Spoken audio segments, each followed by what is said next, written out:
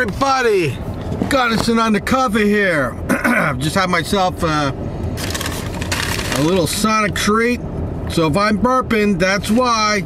Half price cheeseburgers today. Got myself a Sonic cheeseburger and a grilled cheese sandwich. All came out to $4.26. That's a hell of a deal. So I think I'm going to start a new series. I'm going to call it the Enablers. Yeah, I think I might call it the bad cop enablers. Maybe we'll just call it the Enablers. And so I've got one right now, and I'm just going to get back to where it came from. So let me just bring the page up. Oh, shoot. Well, anyway, so hold on, give me a second here. I'm doing this by the seat of my pants. Okay, here we go. So this is reported on Belmar Police Department. There's the Facebook page. I don't know if you can see. There it is. I'll put the links there for you to see it.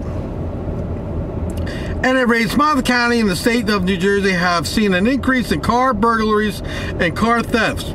Belmar and Lake Como residents, now Belmar covers Lake Como now, residents have recently been victimized with property stolen from their vehicles and car thefts. We are urging people to do everything possible to protect their vehicles and property.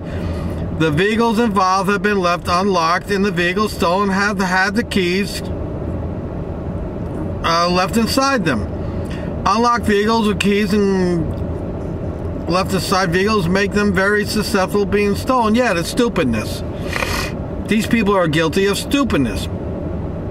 So it goes down here and it just says, we want to remind the residents to call 911 if they see any suspicious activity, especially people looking at the vehicles or trying to open them. Many of these incidents are taking place during the early morning hours. So here's my response. Let's see if anybody can figure out what my response is going to be. Because I've done this response before, whenever the police are on Facebook looking for help. So I responded, a simple way to help fix that is less trolling for dollars and more patrolling the neighborhoods. Every time I see a police car parked on the side of the road with his plate reader or just sitting there watching traffic, I think how he could be patrolling the neighborhood, doing some of that protecting and serving I'm always hearing about. And I got 3 thumbs up. And then there's some replies.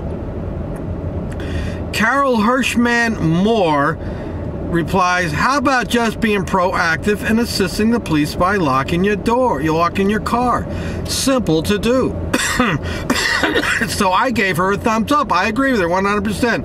And I said, Carol Hirschman Moore, sad that some people need to be told that. And it is sad. You don't have enough sense in your head to lock your car door and bring your keys with you. You deserve to get your car stolen. Now, here we go. Get ready. I got a Lily White chiming in. And this is Mary Louise Anderson. And she says, John, work in their shoes for one day before you judge or make unnecessary inaccurate comments. I believe the whole point of this was to take self-responsibility of your own property. And I responded back to her, and the purpose of my statement was to point out how shift from revenue enforcement patrolling the neighborhoods could make a difference. Far as one day in their shoes, spare me the recycled propaganda rhetoric. Now let me say this. If the robberies and burglaries and break-ins are happening during the early morning hours, if you had the cops out there patrolling the neighborhood, driving up down that street more than once an hour, there's not that many streets in Belmar. What do you think the chances of somebody breaking in that car and getting away with it are? A lot less than them hanging out at the Dunkin' Donuts or back at headquarters waiting for a call to come in. This is Belmar now. In the wintertime, there's nothing going on in Belmar. It's an empty town. In the summer, it gets very busy because they got the bars there, and it's a beach area. But they also bring in class 2 revenue generators to come in and help them. But again, I just get right back to it.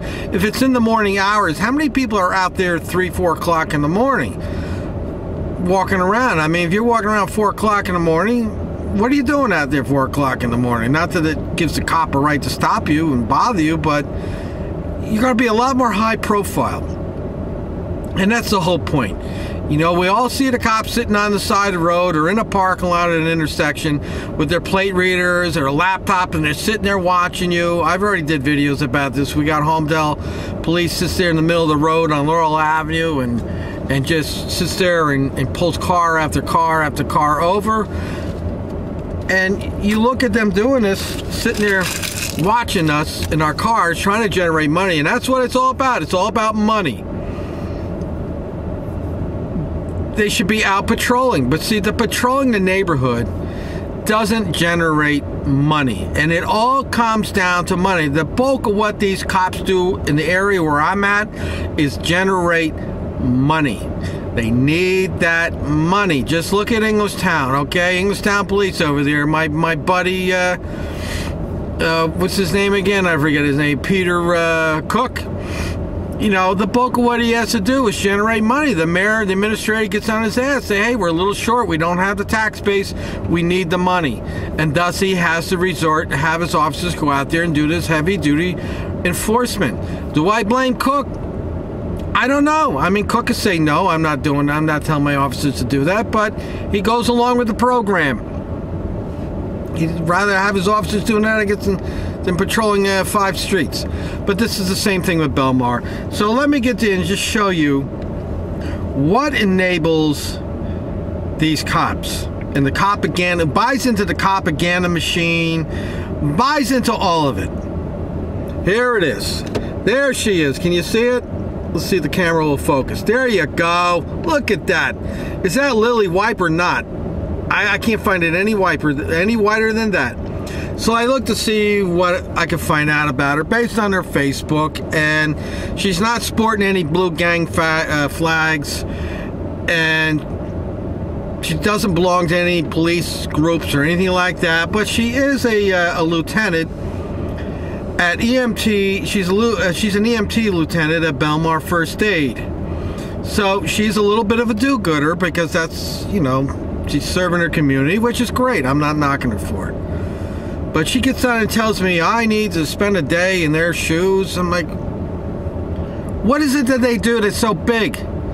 It's not even in the top 10 most dangerous jobs, and the bulk of what they do all day long is ride around in a car and screw with people driving down the road. And every once in a while they got to answer a call. And most of the time when they answer that call, they're escalating it to make it dangerous. Most of the time, a lot of these calls, these reports I see where cops get hurt, you read it and you see, well, they escalated. They caused this problem. They went on a dangerous situation by themselves and immediately escalated instead of sitting in the car and wait for somebody to show up. I'm not buying it. I'm so sick of hearing about what a tough job they have. We should spend a day in their shoes. You know what? I'll tell you what, Mary. Why don't you... Let me see if I can bring this picture up a little bit bigger. There it is. I'll tell you what, Mary. I don't know which one you are in there. But I would say this to you, Mary. Why don't you spend the day in the garbage man's shoes? Why don't you spend the day in the back of a garbage truck in the freezing cold rain, the sleet, picking up garbage? Why don't you try doing that job for a day? And tell me that's not as difficult as the police officer, which, by the way, down there in Bricktown, they're being paid well. I don't think there's an officer there that's been on the job less than 5 years is probably making $75,000 to $100,000 a year. So spare me the propaganda. Spend a day in their shoes. No. This is Gunnison Undercover. I'll put the link in the description. You can go read the story yourself and see her dopey comments, and let me know what you think in the comments section. Till next time, people. Lily Wipes. What are we going to do with these people? They're the ones that keep enabling this cop behavior and keep the propaganda story going. Their minds are so infected. They get infected with that propaganda. It's unbelievable.